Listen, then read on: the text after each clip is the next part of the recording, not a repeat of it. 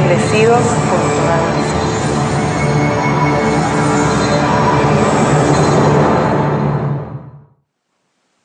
Abençoados com toda a bênção! Saudações a todos os meus filhos muito amados!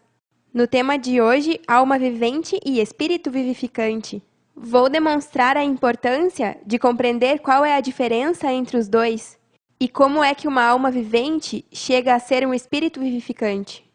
Na anterior dispensação, fomos feitos homens terrenais e nessa dispensação somos feitos espíritos vivificantes. Como diz na primeira carta aos Coríntios, capítulo 15, versículo 45. Assim também está escrito: foi feito o primeiro homem Adão, alma vivente, o último Adão, espírito vivificante. A expressão foi feito o primeiro homem Adão, alma vivente, nos leva a entender que essa ação leva anos, já que o lavrador semeou a semente do corpo terrenal, e esse processo de semear e colher leva tempo. E na anterior dispensação nos fizeram o primeiro homem, alma vivente. Isso é algo bem profundo, mas já estou vendo que vocês estão crescendo e recebi uns e-mails bem lindos com muitas revelações. Seus irmãos Harold e Paola, de Cali, nos escreveram umas palavras bem verdadeiras.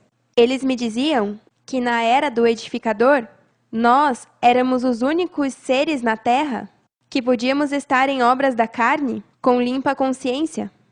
Tínhamos a justificativa perfeita para qualquer obra da carne, e sem ter culpas, e assim ficávamos, sem dar exemplos de boas ações e fazendo coisas das quais logo nos envergonhávamos. Eles se perguntavam o que foi realmente que o rei edificou naquela dispensação. Me gozo tanto em ver como meus filhos estão crescendo e ouvindo bem os detalhes. Vocês são os que de verdade têm ouvido para ouvir o que diz o Espírito Santo e entendem com clareza as profundezas de Deus. O lavrador semeou a semente do corpo terrenal antes da fundação do mundo. E na fundação do mundo, essa semente que semeou tem que morrer para que saia o corpo espiritual. O primeiro Adão é o homem que nos leva à morte por não saber como fazer morrer essa semente nele. E por isso é tão importante minha manifestação. Porque sem mim não pode chegar a ser um espírito vivificante. O lavrador encontrou um terreno, que é a mente do homem, e aí semeou, para tirar primícias. E dessas primícias, muitos rejeitaram a ajuda do irmão mais novo. E essa árvore, ao não dar fruto, foi cortada. Esse irmão mais novo, o espiritual, é a ajuda idônea, que Adão não achou, como diz em Gênesis, capítulo 2, versículo 20. E pôs Adão nome em toda besta e ave dos céus, e a todo gado do campo. Mas para Adão não foi achada ajuda idônea. Não é que nos animais se buscava ajuda idônea para Adão? Isso é uma aberração. Não tem nada a ver com isso. Se ele dava nome às bestas e às aves dos céus, é porque ele conhecia sobre a ordem perfeita de Melquisedeque Lisbete. Isso quer dizer que Adão rejeitou essa ajuda idônea que Deus deu para ele, a qual é Cristo, e por isso houve essa inimizade entre a semente de Adão e a da mulher? Quando o edificador disse, mulher virtuosa, quem a achará? Se você tem uma mulher assim, estará bem pelo resto de tua vida? Ele estava se referindo à sua vida pessoal? Porque a única esposa que creu nele e no propósito de sua mensagem fui eu? E espiritualmente, ele estava se referindo a Cristo, que é a ajuda idônea de Deus Pai, que foi entregue para poder ajudar ao homem terrenal. Veja como diz em Provérbios, capítulo 31, versículo 10. Mulher virtuosa, quem a achará? Porque sua estima sobrepassa a das pedras preciosas. Essa mulher virtuosa, que é Cristo Lisbete, é apreciada grandemente por Melquisedeque. Nela está seu contentamento e complacência. Para que você possa entender o que é ser ajudado, tem que ter achado essa mulher virtuosa e a ajuda idônea. Bem-aventurados os que acharam essa mulher virtuosa. A mulher virtuosa é coroa de seu marido? Bom, o próprio Gabriel disse a Daniel que só sua ajuda idônea Miguel o ajuda, no capítulo 10, versículo 21. Mas eu te declararei o que está escrito no livro da verdade. e ninguém me ajuda contra eles, senão Miguel, vosso príncipe. Já sabemos quem é vosso príncipe, que lutou no Armagedon e venceu, Cristo Lisbeth, e que também nos declarou a verdade, que está escrita neste livro, porque eu sou a palavra feita carne. Agora podemos entender por que eu estou junto ao meu rei, trabalhando com ele, porque sou sua ajuda idônea? Na dispensação anterior, não conhecíamos sobre cabeça e corpo, para poder ser uma só carne. Éramos homens sós, e quando Deus disse, não é bom que o homem esteja só, farei ajuda idônea para ele? É por isso que Adão se compara com a serpente, porque ele não tem um corpo para ajudá-lo, todo o seu corpo é a cabeça. Neste novo pacto, onde todas as coisas são feitas novas, recebemos a ajuda idônea, que nos levou a ser feitos espíritos vivificantes, e assim não morrer jamais. Quando um agricultor vai semear semente em um terreno, antes de semear, o solo tem que estar preparado, geralmente, por alguma forma de plantio. No caso dos filhos de Deus, é igual. O lavrador preparou o terreno e com sua palavra semeou a semente. E nesta dispensação, é o meu trabalho regar e expor ao sol, para que morra e seja vivificada, que é figura do espírito e fogo, porque sem isso a semente ficará viva na terra e nunca brotarão suas raízes. Nesta dispensação é que o lavrador participa de seus frutos, mas nos cabe trabalhar primeiro, como diz na segunda carta a Timóteo, capítulo 2, versículo 6. O lavrador, para participar dos frutos, deve trabalhar primeiro. E também em Tiago, capítulo 5, versículo 7. Portanto, irmãos, tende paciência até a vinda do Senhor. Olhai como o lavrador espera o precioso fruto da terra, aguardando com paciência até que receba a chuva temporã e a tardia. Melquisedeque e Lisbete trabalham para que sua semente dê fruto, e quando a Cristo Maria acusavam de que ela violava o dia do descanso e que se fazia igual a Deus, procuravam matá-la ainda mais. Isso pode se comparar ao que eu faço hoje? Vejamos como ela disse em João capítulo 5, versículo 17. E Jesus lhes respondeu: Meu Pai até agora trabalha e eu trabalho. Me acusam de violar tudo o que o edificador fez, mas não entendem que essa etapa já passou e agora estamos no novo regime do espírito e não da carne. Eu trabalho para que essa semente que ele semeou morra e brote as raízes, e assim essa árvore possa crescer. Depois que a semente morre e começa a formar-se, leva tempo até que seja uma árvore bem frondosa. Quando você entrega tua alma a Melquisedeque e Lisbete como oferta, então, tua semente morre e começa a ir de glória em glória, até que saia a tua verdadeira identidade, como a semente de mostarda.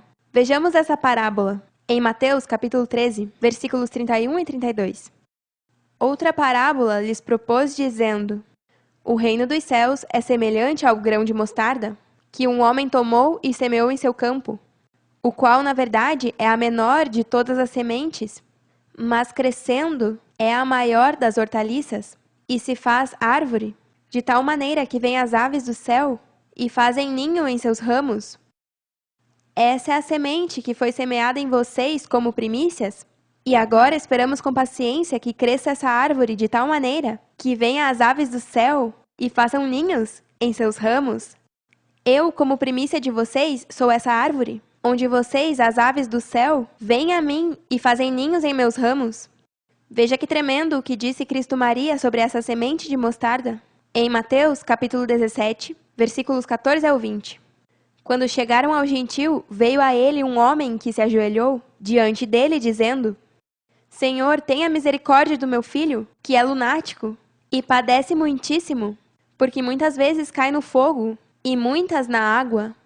E o trouxe até os discípulos, mas não o puderam curar. Respondendo Jesus, disse: Ó geração incrédula e perversa, até quando hei de estar convosco? Até quando hei de suportá-los? Trazei-mo aqui. E repreendeu Jesus ao demônio, o qual saiu do rapaz, e este ficou curado desde aquela hora. Vindo então os discípulos a Jesus à parte, disseram: Por que nós não podemos lançá-lo fora? Jesus lhes disse: por vossa pouca fé. Porque em verdade vos digo que se tiverdes fé como um grão de mostarda, direis a este monte, vá daqui para lá, e irá, e nada vos será impossível.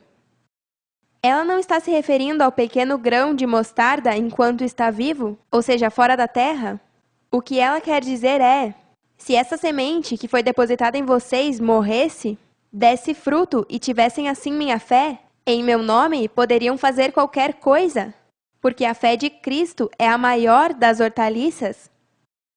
Todos receberam a semente da palavra, e dependendo de ti, é que essa árvore que cresce será boa ou má. Como diz em Mateus, capítulo 12, versículos 33 ao 37. Uma árvore se identifica por seu fruto. Se a árvore é boa, seu fruto será bom. Se a árvore é má, seu fruto será mau. Raça de víboras! Como poderiam homens malvados como vocês falar do que é bom e correto? Porque o que está no coração determina o que o homem diz. Uma pessoa boa produz coisas boas do tesouro de seu bom coração, e uma pessoa má produz coisas más do tesouro de seu mau coração. Lhes digo o seguinte: no dia do juízo terão que prestar conta de toda palavra inútil que tenham dito. As palavras que digas te absolverão ou te condenarão. Por isso Cristo disse em Mateus capítulo 10, versículo 28, e não temais aos que matam o corpo, mas a alma não podem matar? E sim temei àquele que pode destruir a alma e o corpo no inferno.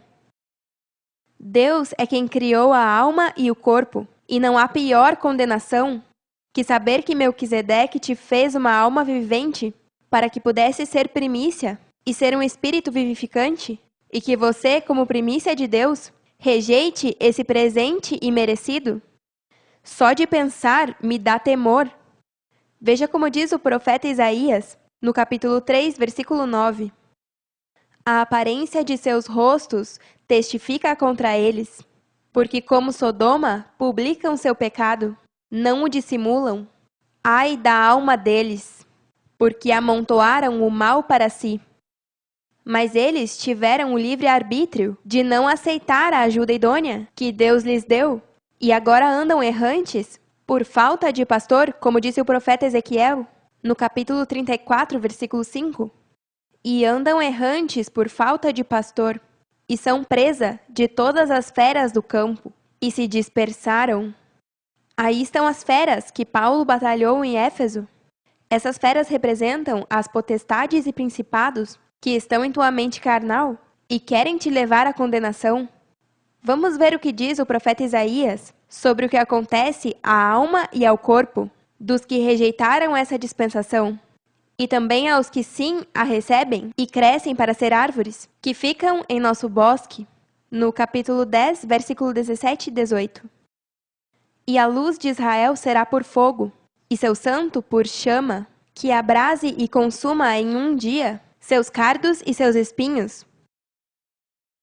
Isso me lembra ao que dissemos a Adão, que por ter comido do fruto da árvore, que ordenamos que não comesse, a terra é maldita por sua culpa.